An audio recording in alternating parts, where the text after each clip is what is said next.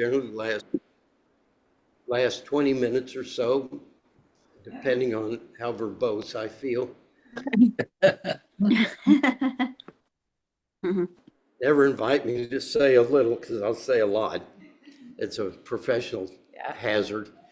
You have to take what you get here, and as I explained to Reba, there's no filter No filter here. from Bart, except an perfect... occasional this, which you might not be able to see. They will, and people have commented on it. So I was reading Chuanzi, who is a Taoist master after Lao Tzu wrote the I Ching, and he said, I'm going to speak some things recklessly. I'm going to speak some things recklessly. I want you to listen recklessly, okay? When you come in, let go of all preconceptions that you have about life, period. That's part of what beginner mind means, that every day is new. Krishnamurti teaches what you learned yesterday is worthless as far as what's happening today. And we keep projecting the conditioned mind onto the present, and we keep reliving our trauma because it's being filtered through the traumatized brain. Every time we're in fight or flight, we're in our amygdalas. All it has is traumatic memory. All it has is negative information. And so all its projections are going to be catastrophic. If you want to find peace, love, and joy, it's only going to be in the present moment. And when we begin to enter into that present moment, when we begin to tether the monkey mind and get it into the present moment and keep it from jumping back into the past and what's happened and into the future and what we're afraid is going to happen, we discover all these thoughts going on, all these emotions going on. And when we begin to pay attention to those thoughts and quit identifying with them, because what you'll discover is 80% of the thoughts you think today, you've thought before. And you're not intending to think them. One of the most important things is look at intention. I can have an intention to pick up this book. That's an intentional thought. But today we're going to talk about resentments, and the part of your brain that brings a resentment back about a hurt that someone has caused you is not you. Very few of us are going to intentionally pick at an old resentment. But the monkey mind and the traumatized part of our brain will continue to bring these kinds of thoughts into our awareness. When we quit believing in those things, we begin to see they're repetitive, that they're being generated by the brain. And we put them out in front of us, and that's what we call witness awareness. Here I am, I'm watching my thoughts, okay? Then I get curious about who is it who's watching these thoughts. And when we start looking for what awareness is, we begin to discover that it's not a thing. And this is your true identity. This is what all the wisdom traditions try to point us to. You're not your thoughts, you're not your body, you're not your emotions. Sorry, all of you from the 70s and 80s. Oh, I feel this. You got to listen to my feelings. This is really important. This is me. No, it's not. No, it's not. Just electrical things going off in your brain, making you feel bad. Energy. It's just energy. That's exactly right. So we discover that we're a field of awareness in which all this stuff is unfolding. And this energy unfolds as thought, as emotion, as bodily sensation. But that I am not a thing. I'm a spaciousness. All right? Now, what keeps me from experiencing that spaciousness? And think about how it feels when you hit that clear space in your head when the thoughts stop. You're sitting out, you're looking at a mountain or you're looking at a lake or something, bam, you hit it. And the emptiness. What does that feel like? Does that feel like peace? Okay. Does it feel joyful? Does it feel free? That's your true identity. So when we say you're already what you're seeking, what we're saying is there's not something to be added. There's not something that's going to magically happen one day that's going to make you a holy person. No, the sacredness is already inside you. You are inherently sacred. It's not going to get added. You are the energy of the universe. in this incarnation, aware of itself through you. It doesn't get better than that. And that's why we respect each other, not because of how you look, what you know, who you know, what you have. None of that's important. When we say namaste, we're saying, I see the sacred in you, the same sacredness that's in me, not a different sacredness. All right. So what keeps us from being aware of being aware? And it's the conditioned mind. And what stops us is the closure. So we've been doing a whole series here on heart chakra, okay? And heart chakra is fundamental. We're going back to readings from Rumi. There's a window that opens from heart to heart, ways of closing it, non-needle's eye of access. Sometimes both ways are appropriate. It says what we want is houses living side by side with windows open. That's the embrace we want. It's a place where we open up our heart window, where we stop the constrictions, where we allow the world in, okay? But a paradoxical thing happens, and that is when we let the world in, guess what wants to come out? All the pain, okay? So this is the paradox in therapy. Yamuna's studying to be a counselor. What we learned was sugar in, shit out. You put sugar water in the front end of the baby, what comes out of the back end of the baby? Right? Is there something wrong with the baby? No. As a matter of fact, we don't let the baby go home until that happens, right? Because that's a sign it's working properly. So we sit down, we expect to have a good experience on our cushion, and instead, all of a sudden, all the demons break loose. If you're doing it right, you will feel worse than you felt in a long time. And it'll be a spiral. You'll think, oh, I dealt with that in the past. No, you dealt with it like this.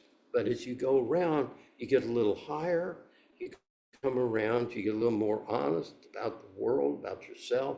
You go down, you feel that pain again at a deeper level. And you clean that out, and you go up, so you're going around. So every time around, we're expanding our tolerance for integrating pain. Well, integrating pain, what has that got to do with the spiritual journey? It's the entire point of the spiritual journey, okay? You're going to see, I wear this shirt. Why do I wear this shirt? Because this is Dharma.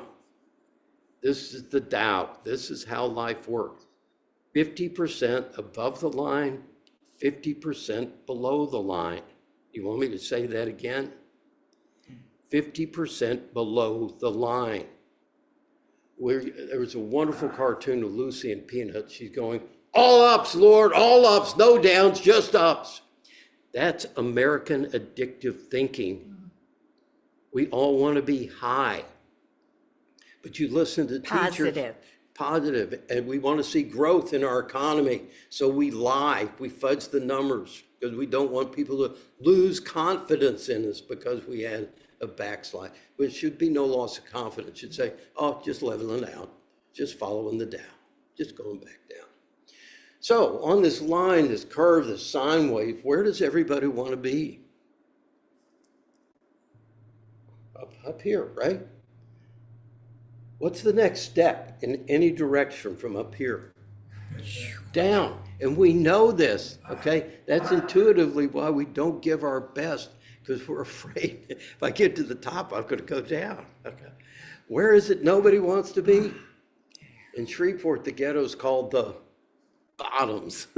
No one wants to live in the bottoms. And yet Jesus says, if you want to be first in my kingdom, be last. Okay? If you want to get up, you got to get down. So we have to learn to tolerate, to celebrate the downs, to learn to stay as open to the downs as we are to the ups. So I pulled out an oldie but goodie. I had some Mark Nepo. I was going to read a wonderful guy I've got to recommend to you. This is David Data. He wrote a wonderful book called The Way of the Superior Male. And this is a lot of the same things that I'm teaching today about openness. But I decided instead to go with this reading from Khalil Gibran.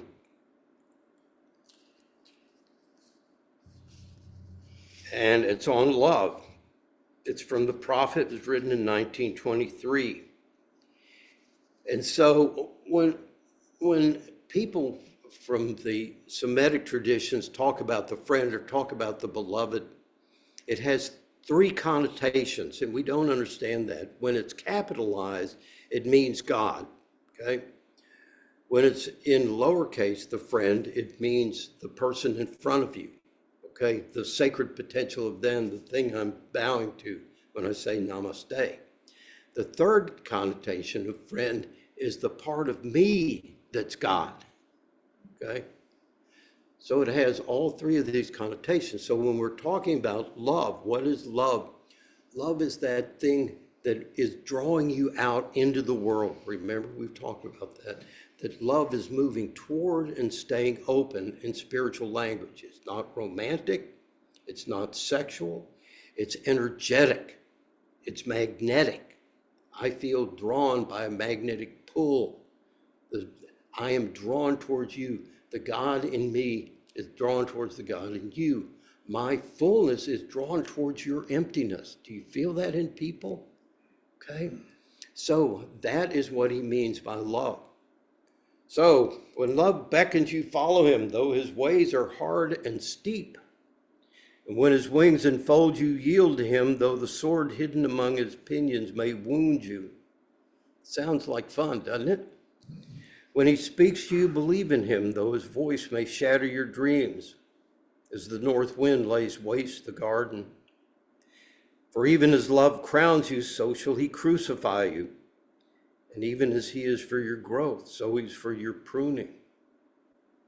Even as he ascends to your heights and caresses your tenderest branches that quiver in the sun, so shall he descend to your roots and shake them in their clinging to the earth. Like sheaves of corn, he gathers you unto himself. He threshes you to make you naked. He sifts you to free you from your husks. He grinds you to whiteness. He kneads you until you are pliant. And then he assigns you to his sacred fire that you may become sacred bread for God's sacred feast. All these things shall love do unto you, that you may know the secrets of your heart, and in that knowledge become a fragment of life's heart. You hear that? In this, through going through this letting go, through this pain that grinds us, that destroys what's being destroyed, people. What is the pain? The pain is the ego. The pain is the part of us that's hardened against the world to protect us from the pain. That's the husk that's being removed, so that we can become a part of life. But if in your fear, and here's the money, if in your fear you would seek only love's peace and love's pleasure, then it's better for you that you cover your nakedness and pass out of love's threshing floor into the seasonless world where you laugh, but not all of your laughter, and weep, but not all of your tears. Love gives not but itself. I am love. What am I giving? I'm myself. There's nothing lost in giving. Love possesses not, nor would it be possessed, for love is sufficient unto love. Love is sufficient unto love. Loving is its own reward. So, today we're going to deal with resentments. We're going to do a meditation on forgiveness. And I'm going to invite you to get into the pain that's caused when you remember the harm someone else has done you. David Data has this to say: love is openness. When you allow yourself to open, then love can flow unimpeded. When your heart is open, you can commune with your lover or anyone else. You can open with them in this oneness.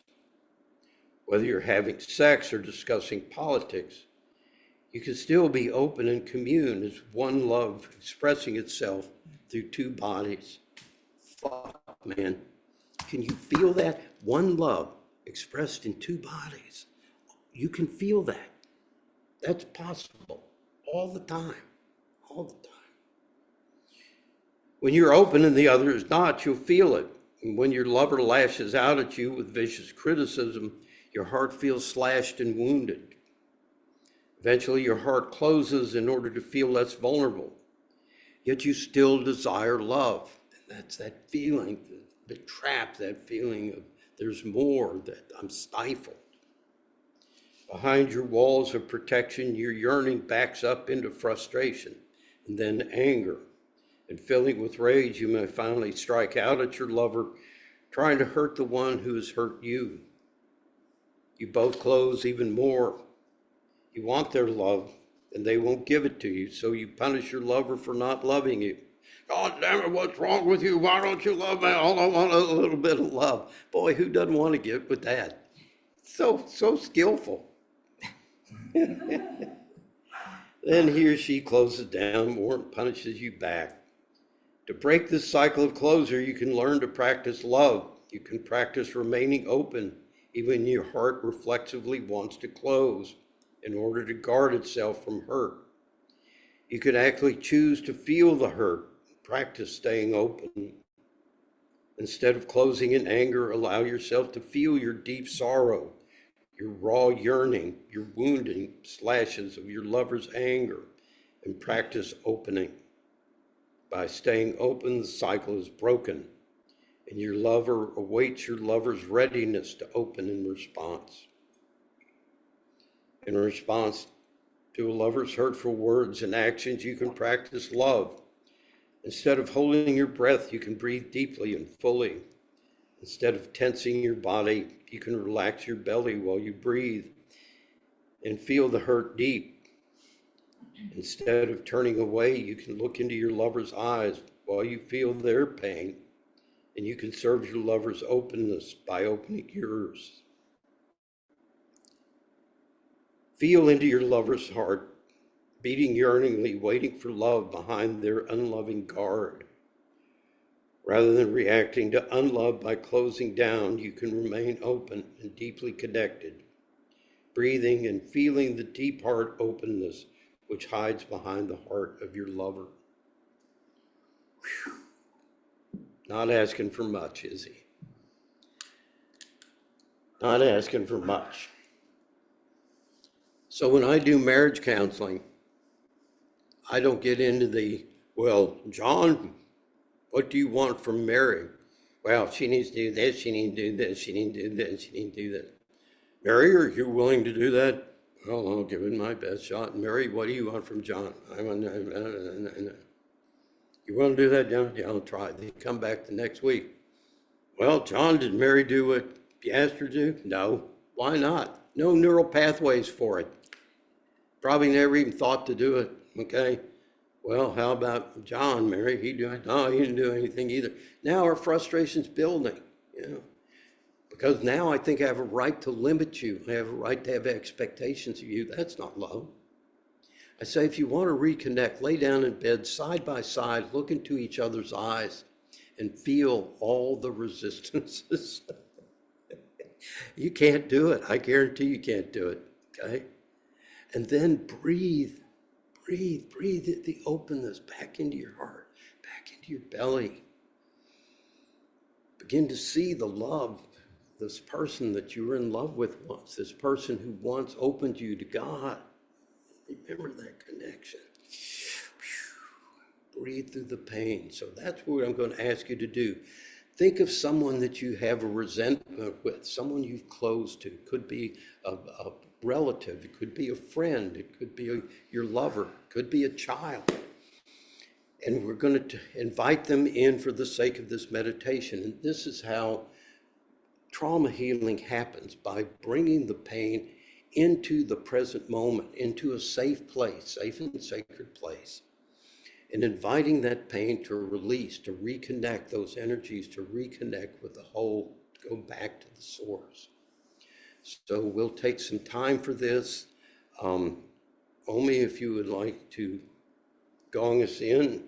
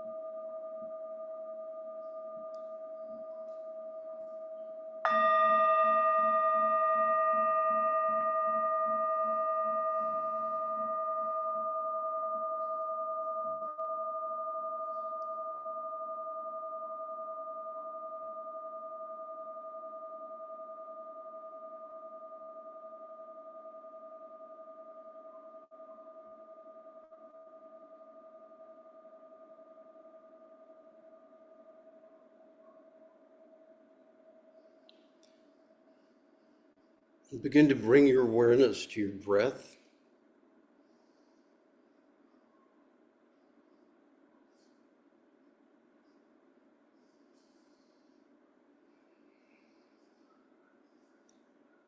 Feeling the flow of sensations,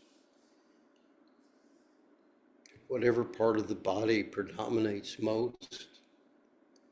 The upper lip, the nostrils, perhaps the sinuses.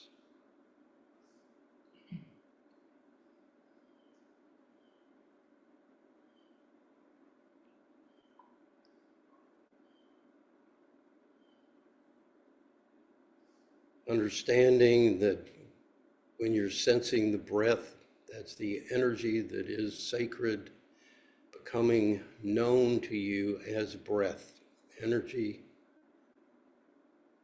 experienced as sense.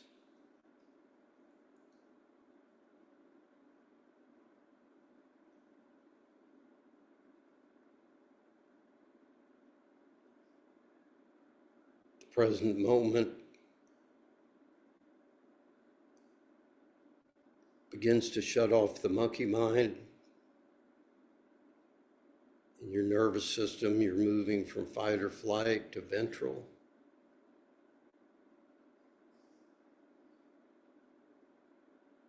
Taking refuge in the breath, a symbol of the entire spiritual journey of spirit moving in, spirit moving out.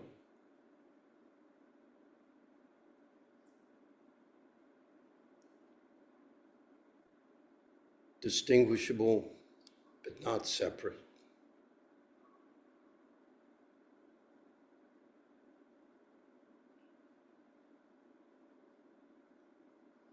And feel the breath into the body, bringing awareness into the body. Feeling the mind relax into its natural state of spacious awareness.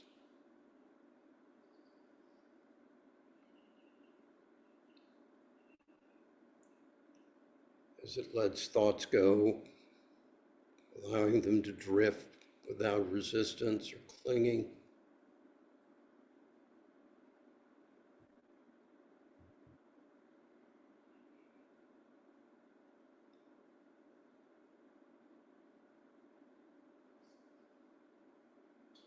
Allowing the awareness to settle in the heart and the gut.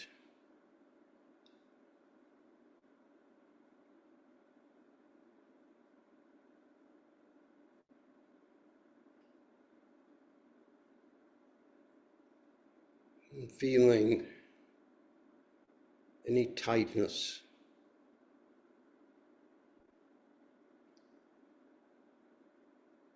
Most of us have the entrance of our heart blocked. It's the reason our shoulders slump forward, guarding and protecting our heart, our solar plexus.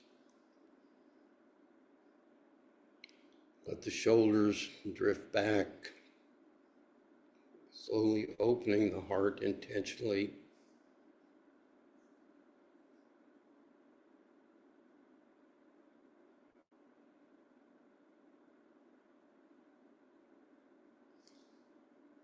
During this meditation, make no effort.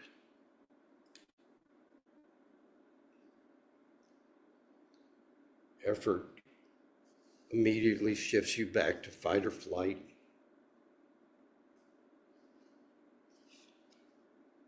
But cultivating a sense of allowing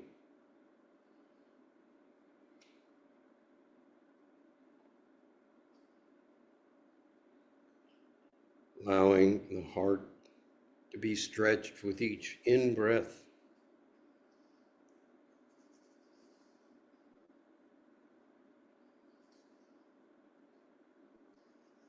On the exhale, let whatever energy needs to be released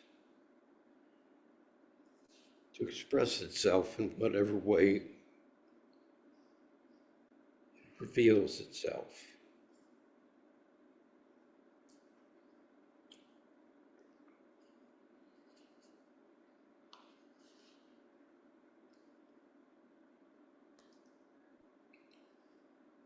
This union of awareness with the heart, this bodhicitta, the enlightened heart, compassionate mind, not two separate things, distinguishable, but one energy, one awareness.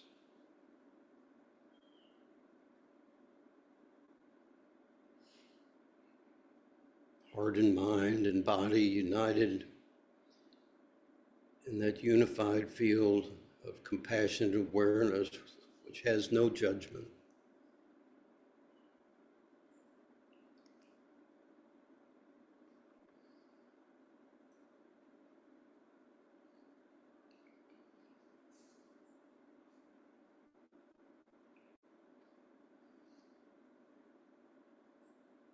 And when you're ready, bring into your mind's eye the image of someone towards whom you have a resentment.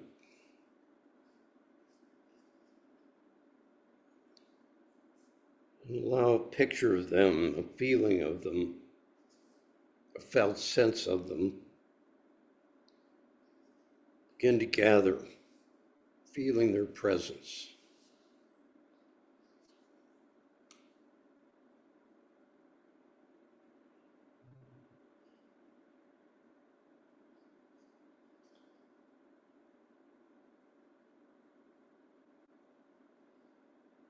And as you begin to feel their presence more clearly, begin to feel any resistance that you have, any hardening,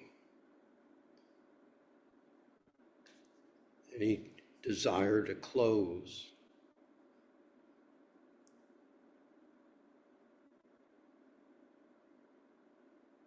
Any heightened sense of urgency,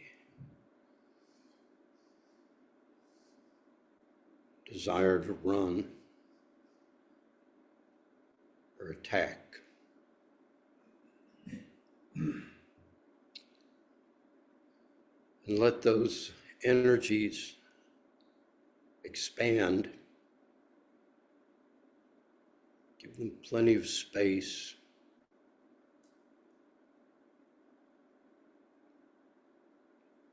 Seeing where you feel it in the body.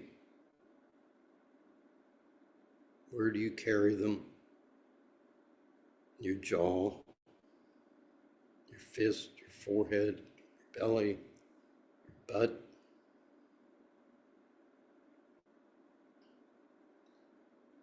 And use the breath. Breathe into the constrictions naturally, just gently like in yoga, allowing the breath to stretch. And then relax into the space that you've created and feel the body soften, mind soften.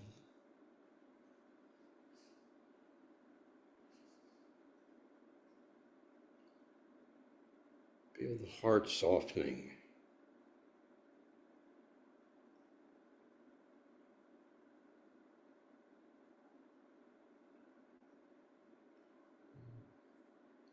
Look into the person's eyes.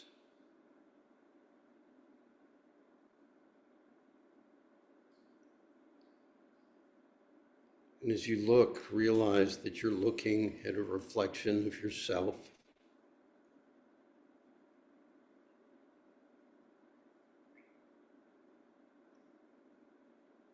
person who's also deeply wounded,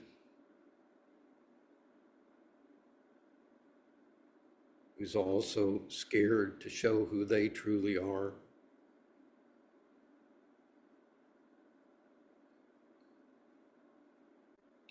Who's closed and attacking for the same reason you are.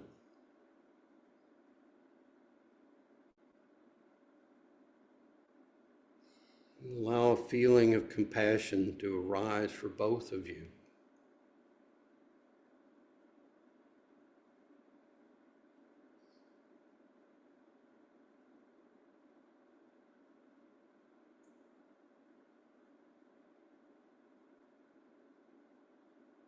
And keep breathing, opening to the pain, softening the body, softening the heart.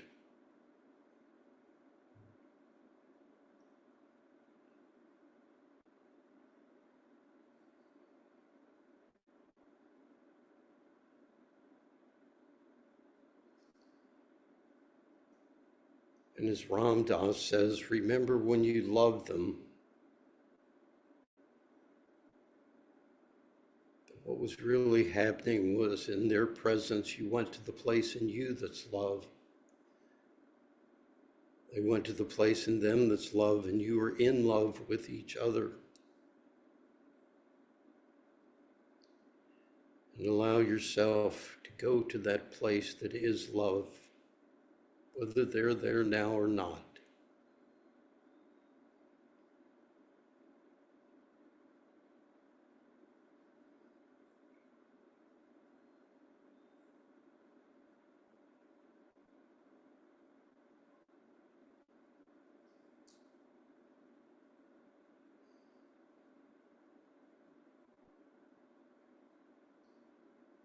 And from this place of love, your true power, silent in your heart, say to them, I forgive you.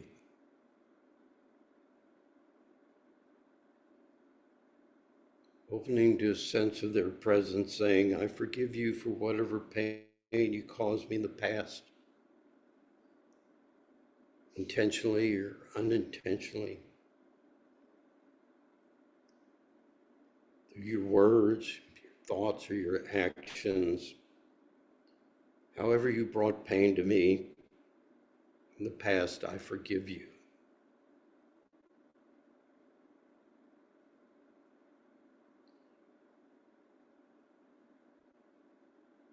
And see if even for a fleeting moment you can feel that spaciousness of the heart, which always contains the possibility of forgiveness.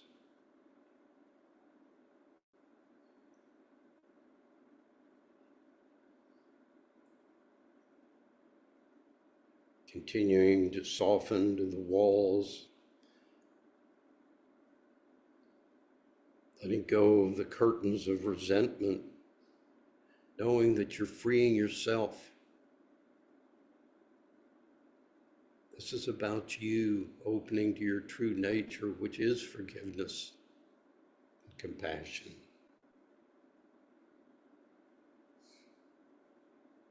Letting go of resentments so they don't cloud your view of yourself or them as sacred.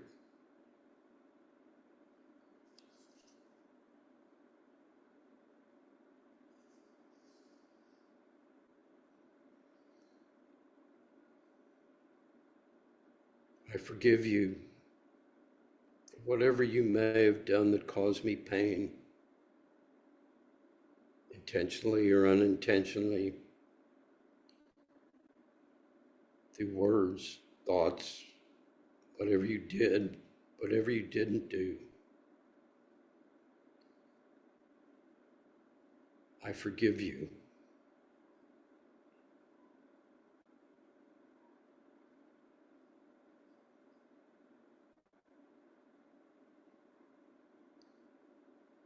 Feeling how much energy it takes to push someone out of your heart.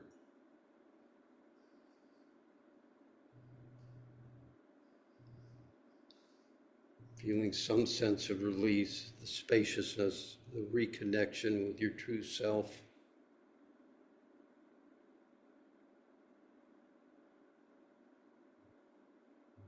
As Swami Kripalu says, the wellspring of your life.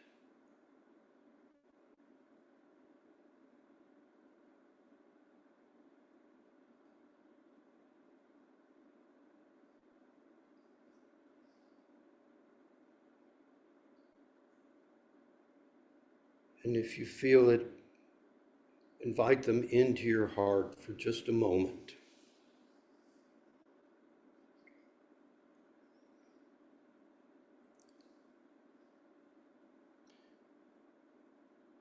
Surrounding them with love, surrounding yourself with love.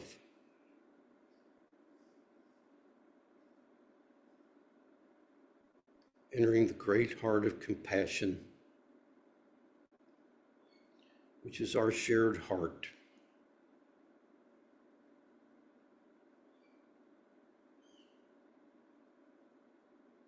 And say the words, I forgive you.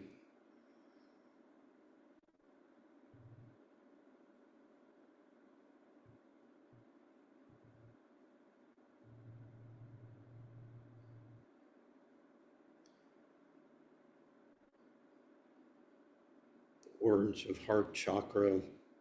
I open my heart to the world without fear of criticism or rejection, offering all that I am without expectation.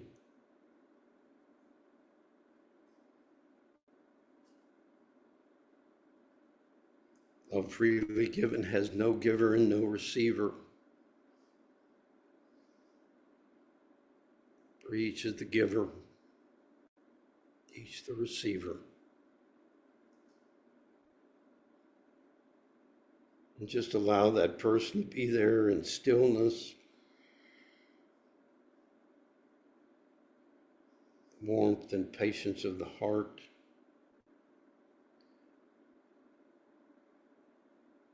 Forgiving yourself for having closed.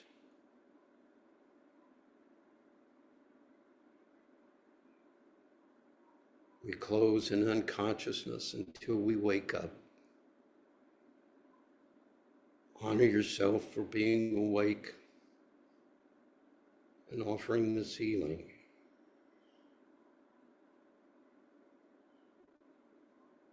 Feel the distance between you and them dissolve in compassion and awareness. Feeling the distance between you and all of life dissolving.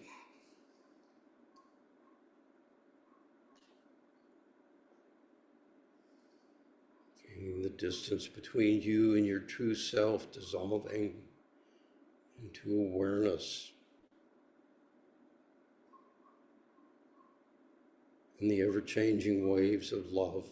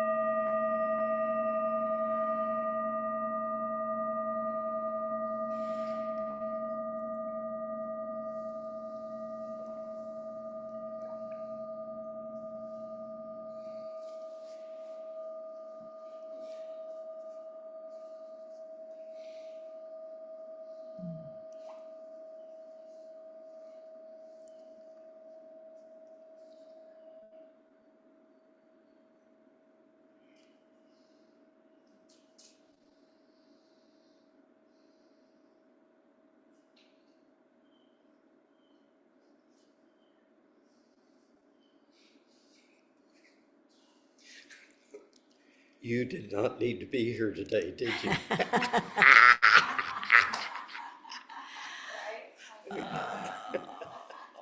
I feel you, girl.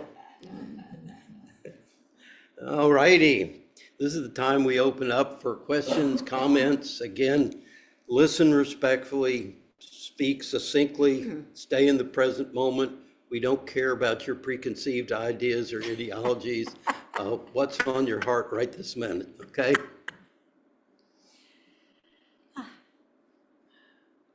I had a problem because the first person I chose, and you said, look into their eyes, and then my mind said, hell no. Yep. And so right then I thought, well, this isn't going to work. Oh, this is working, Asha. That's it. That's the whole thing. Yeah, right there, succinctly.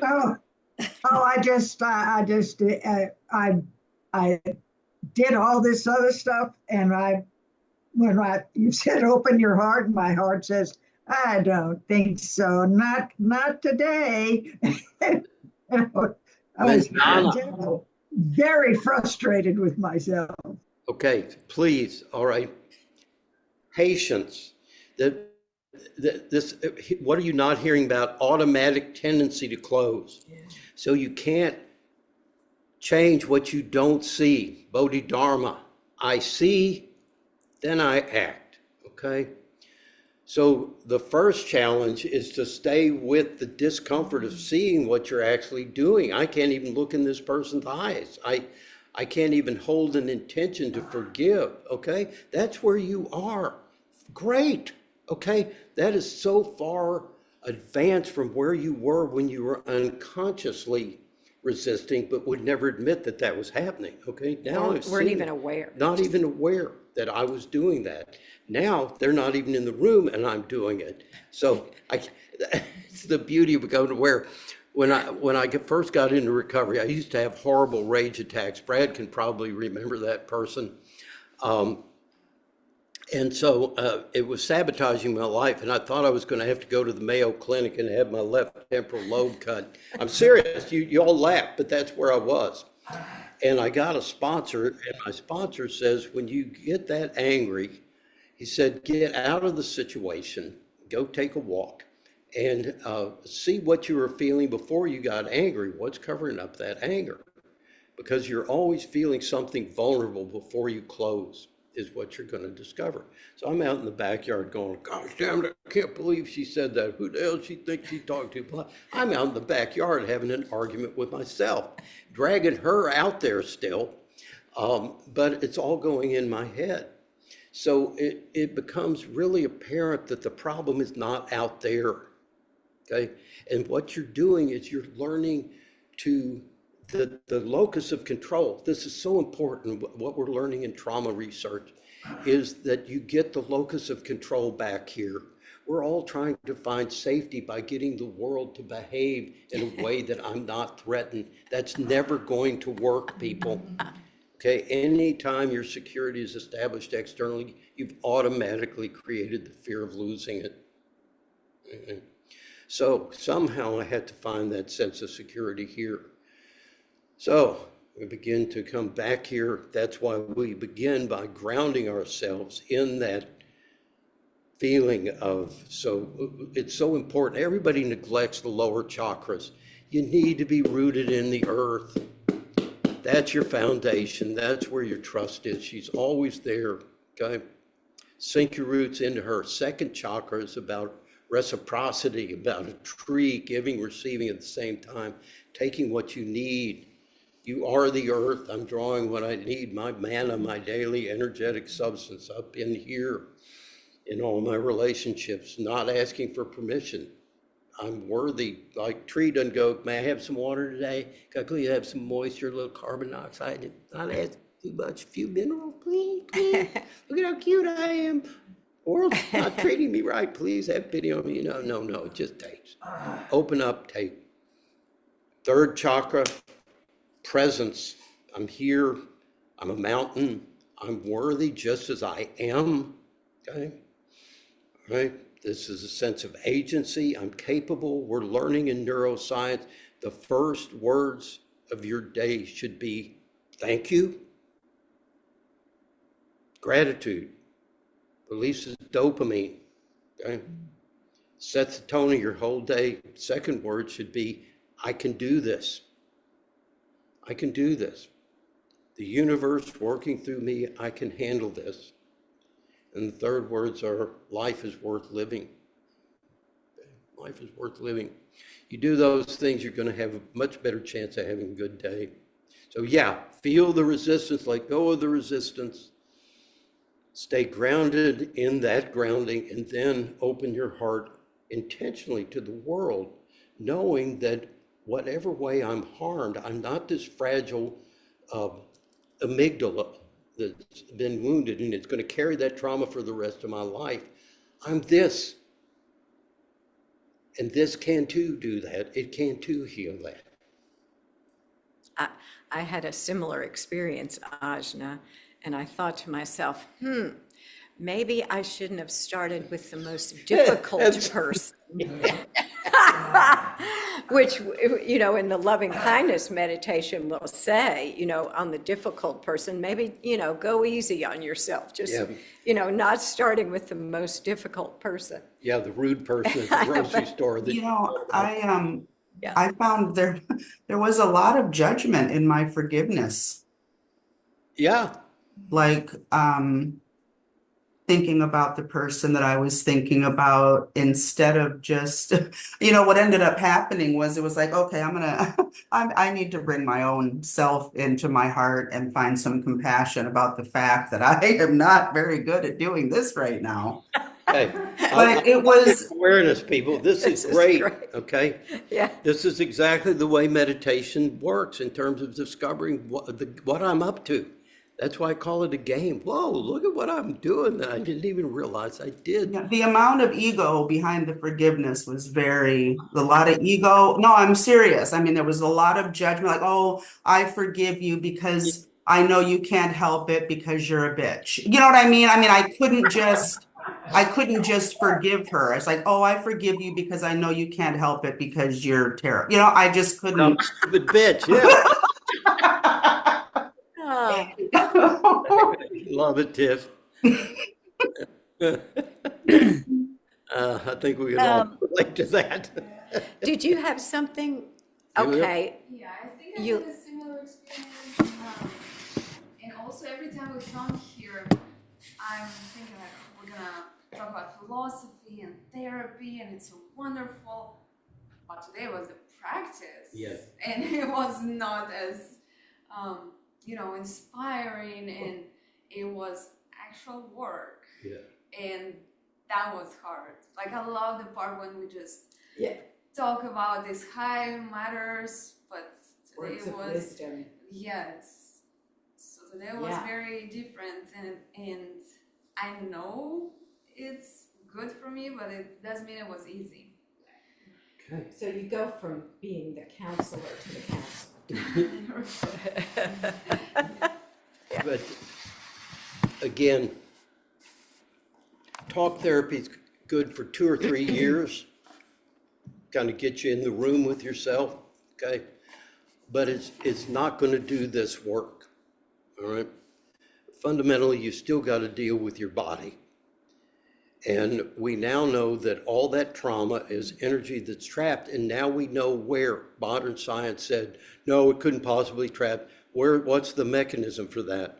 Well, that's because we hadn't explored the fascia yet, and we didn't understand its nature. That was before we understood the traumatized part of your brain and the way it doesn't let go of traumatic memory, and the way it's always activating the vagus nerve and sending us into fight or flight. So here's Yulia wanting to be ventral and in the kingdom all the time, happy, joyous, and free, and bringing the little bunnies in to lay down with the bear. But all of a sudden, Yulia discovers that she can be an angry, vicious little bitch. He goes, how the hell did that happen, and where did that come from? So, now we know where it comes from, and we know how to get out of it, and that's the hope. So when you sit, okay, what are you doing? This is called the diamond throne. Did you know that? Diamond throne. When you sit, you're already claiming your Buddhahood. So in Zen, there is nowhere to go. You are right now where you want to be. The problem is you're not aware of it, okay? You're identified with all kinds of things that aren't you. So sitting is a process of unknowing. It's a process of unraveling these things that are trapped in your body are called samskaras. They're energy that doesn't release, it spirals. Look at how cyclical the thoughts are. Look at how the energy, you get a massage and then that lump is still there because that resentment's still there, or that fear is still there, that trauma's still there. So it keeps reestablishing. But this is the way that we gradually begin to dissolve the energy. And once they go, they're gone. So every time I step down and experience, and I bring it into a sacred, safe space, I release less cortisol and adrenaline, okay? The cortisol and adrenaline is what reinscribes the trauma on the amygdala, okay? So the next time you experience it, you experience the trauma at the level of intensity of your last experience. That's why if you remember car wreck, it's the same as it was when I first experienced it, the same fear. Is this how EMDR works? Yes, EMDR works because by doing the bilateral shift, you're integrating right and left hemisphere, okay? And you're bringing the emotional part of the brain into the prefrontal cortex, and that steps it down. Yeah, that's exactly how it works. So you can do that with EFT stuff. You can do it with bilateral tapping. You can do it by shifting your eye to one side, and then as far as you can go to the other side. Another way of doing it. Yeah, so that's mechanically what we're doing. So now the part of what we're doing is we're calling this, we haven't decided on the first part, that this is aging. And it's aging with vigor. It's aging with recklessness. It's aging with still a confrontational element with all that closes. That's been the whole hippie movement. Let's get out the fucking street and dance. Let's sing song. Let's get back to that nature that understands life is about play. Primitive cultures still have it, okay? And a part of that is using ancient wisdom, validated now by modern science. When we first started Swami Rama in Chicago with the Himalayan Institute, I think Hansa, correct me, he was the founder of the Yoga Journal, but they were the first to begin doing research. Yoga International, maybe. The first to do biological research to show the impact of meditation on the body. But now with functional MRIs, that's when all of this started changing, was in 1991, when we could look at the brain in real time, see what parts are being activated. So we now know this stuff has scientific validity. We can measure the level of cortisol before and after doing your meditation. We can see your amygdala get activated. We can see that after 6 months, it's less hot. We know that. So it's not guesswork. It's not anything supernatural. It's not based, as Mary Oliver says, you don't have to crawl on your knees anywhere. You don't have to say a billion mantras.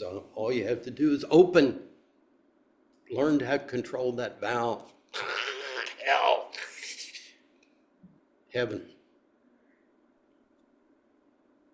Hey y'all. I bet. What's up? I was just so mine was my dad, and when you said open the door and invite him in, I recognized that it, because what happened was trauma when I was a little girl, that it was a little girl that was trying to let him in, and it was just very carefully, and I still didn't want to do it. It was just. You're exactly right. You're exactly right. Okay. So where's your compassion for the little girl? Oh yeah. Oh, Oh, yeah. part. Okay. Yeah. So compassion for the little girl, you go, hun, I've got this. Okay. You don't let her do that. You let her watch you do that. Does that make sense? That's why we first established ourselves in that awareness. I am this field of awareness. He can't touch that field of awareness. He can hurt her. Yeah. So you wrap her into the protection of your awareness and your compassion, and you let her know, I couldn't be there at that time for you to protect you, but I'm here now, and I'm not going to let him hurt you. Okay. Okay? So this works the same way. A lot of people have test anxiety, and some people we know are taking major career tests, and they're anxious about passing and stuff. And I say, tell your inner child to go play. That they don't have to take this test because they aren't prepared for this test. They're exactly right. So in the book, The Monkey is the Messenger, Ralph De La Rosa has this wonderful thing where he says you need to separate your kid out from who you are and talk to that kid, okay, and let them know how well resourced you are, because they're literally stuck in time. Okay, when you go into a traumatized state, you are not your grown adult. It reduces you back to seeing the world through the lens and the resources of that child. Okay, that's what a trance state is. It eliminates all your adult capacities. And it reduces you to that helpless child who's totally dependent on this person who's hurting you. Okay, no, that part of you can't do that. But by bringing in this part, which now is aware of my true identity in, I bring the kid, you can do what they call life review, where you take an event of every year of your life. And this is where we live, this is where we went to school, this is my best friend. Okay, we're gonna have to wrap up. So, and you take your kid through and say, we did this, I'm married, I've got this degree, I've had these relationships, I moved from Russia to the United States, all the things that I've accomplished. And let this kid know. And there's a wonderful movie called The Kid. It's a Disney film with Bruce Willis, and it was surprisingly effective at showing this. His inner child shows up as a 10-year-old in his house, and the two of them don't like each other. The kid goes, where's our dog? We were going to have a dog when we grew up. Where's our plane? Are we flying planes? No, we're not. So it's very cute. But you begin to break the barrier between that part of your brain and this part of your brain, and they begin to have more confidence. So he uses a wonderful word. The minute your brain shifts to the amygdala, your wounded child takes control. You're not in control anymore. Your wounded child is in control. And learning how to get the control back to reassure them, I'm not a fucking idiot, okay? I know you're here, I know you're hurt, I'm gonna protect you. I'm a little better resource than you were, and I can do some things you couldn't do to keep us safe. Trust me, trust me. Trust me to take care of you. And that's why learning to make compassionate choices for yourself. Stop people pleasing. Do what you need to do for your kid to feel safe. Then she'll trust you. And then you can begin to explore more because she won't keep shutting you down. She's doing it because she loves you. She's not bad. She's not evil. You're hardwired for her to take control. So bow to her. I bow to my defenses. Thank you. Thank you. You kept me safe. You kept my spirit intact. You kept me from becoming emotional and spiritual mush. Thank you. Thank you. Okay, now let me take over. Let me take over. Okay. That was very beautiful. Thank you, Hansen. Okay. I just want to have one question. How come you only have an inner child and I have a whole kindergarten? Okay. Yes. You're exactly right. And they're rowdy, aren't they? and they don't listen. It's like herding dachshunds.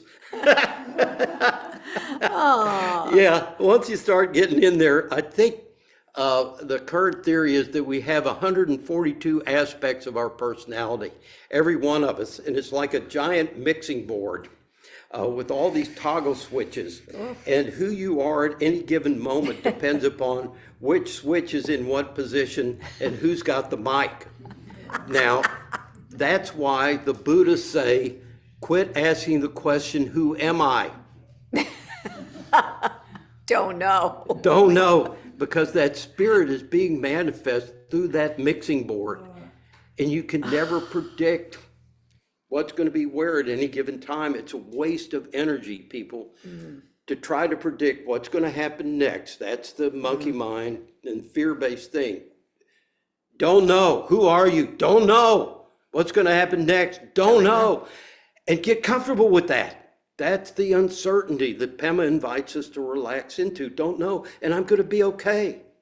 As a matter of fact, I'm going to be better able to deal with what life sends me in a spirit of openness than getting locked into trying to control something, then defend that, and then have to deal with the grief of the fact that it didn't happen. I'm always dealing with what I thought was going to happen today didn't happen. Mwah. Mwah, me, poor me. Mwah. So Linnell and I have, I'm sorry, I'm going on. I'm higher than a fucking kite right now. And I apologize. She has this image when we were kids, they had those bench back chairs in the cars, and they had the little aluminum baby seat that went over the back with the little steering wheel and a little canvas sling. And so you drive around, you'd have that little plastic wheel with a little horn on it, thinking you're driving the car. Yeah. That's us, baby. You're driving. That wheel ain't attached to anything. I'm not driving. Brad, you got something? Oh, Okay. okay. Ring us out, sugar. All right. Okay. 3 rounds of Om and a wow to finish up the 1 hour. Yes? Please. You can unmute your devices if you want to join in. Deep breath in.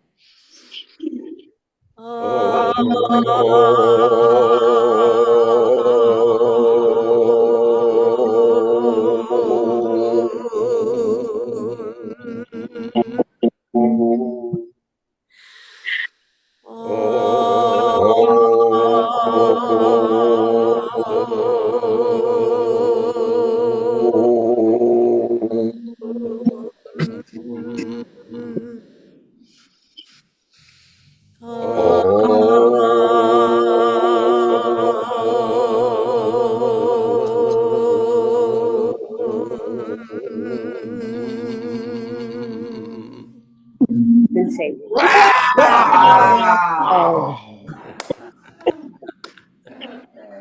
This was Bye, everybody. So I love you. Thank wonderful you. today. Are we meeting next week with it being Thanksgiving weekend? We still meeting?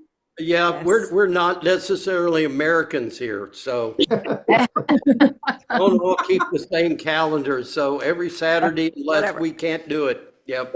Yes, Okay. the Yes, answer ma'am. is yes. We'll be. I love you guys. Have a great weekend. Y'all have a Mwah. great Thank holiday. you. Happy Thanksgiving. Thank you. Happy Love you guys. Thanksgiving, Love you, Linnell Drew. and Bart. Okay. Goodbye. We love you. Bye. You all. Love you too. Miss Tom and Alice. All right, hi. Hi. Brittany, Yulia, Rupa, and Reba. Hi. I need to ask if anybody could give me a ride back to Calhoun Creek Road so I don't have to call. I'm sure we can figure something out for you. All right, Matthew, great to see you. Miss you. You too. Yeah. Hey, Yeah. I really feel you, buddy, with the stuff going on with Casey. And Thank you. yeah. It's better today, and it was better yesterday. I sent the message I sent to you to like 5 other people or more other people in the program, and by the end of the day, I was like, well, I need to text Bart that I'm not feeling that way anymore. I was like, nah, he knows. Yeah. He knows. Yeah. But I'll tell you, empty nest syndrome, the thing with kids, Yeah. that stuff hurts the worst of anything. And Yeah. so, I'm going to Austin today to be with the kids at Michael's. yeah, that's a great plan. Yeah. That gives you some extra control. Yeah. Thanks for that. Appreciate it. Okay. All right. Love you guys. Love you. Take care. Bye.